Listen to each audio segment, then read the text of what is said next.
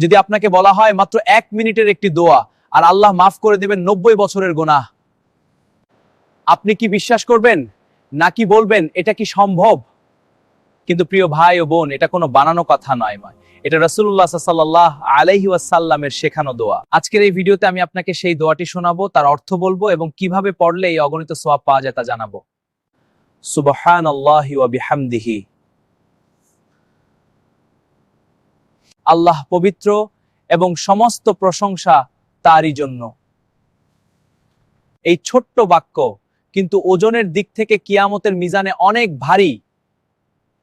কিন্তু আল্লাহ এতটাই দয়ালু, তিনি অল্প আমলের বিনিময়ে বিশাল মাফ করে দিতে প্রস্তুত।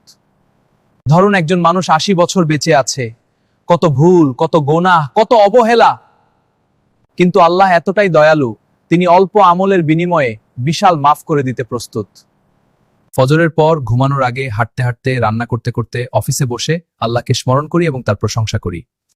কোনো নির্দিষ্ট সময় নেই, শুধু নিয়ত দরকার। প্রতিদিন 100 বার চাইলে ভাগ করে পড়তে পারেন। গুনাহ মাফ, নেকি বৃদ্ধি, অন্তরে প্রশান্তি, আল্লাহর নৈকট্য লাভ, দুনিয়া ও আখিরাতে বরকত। আমরা দুনিয়ার জন্য কত চেষ্টা করি, কিন্তু আখিরাতের জন্য 1 মিনিটও দেই না। আজ থেকে বদলে যাই। ভাবুন, যদি আজ রাতে আমাদের জীবনের শেষ রাত হয়, আমরা কি প্রস্তুত? হে আল্লাহ, আমাদের গোপন ও প্রকাশ্যাপক গুনাহ মাফ করে দিন। আমাদের শেষ পরিণতি ঈমানের সাথে করুন, আমিন।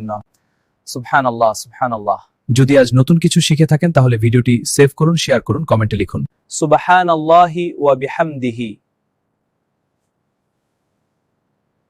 হয়তো আপনার একটা শেয়ার কারো 90 বছরের গুনাহ মাফের কারণ হবে ইনশাআল্লাহ।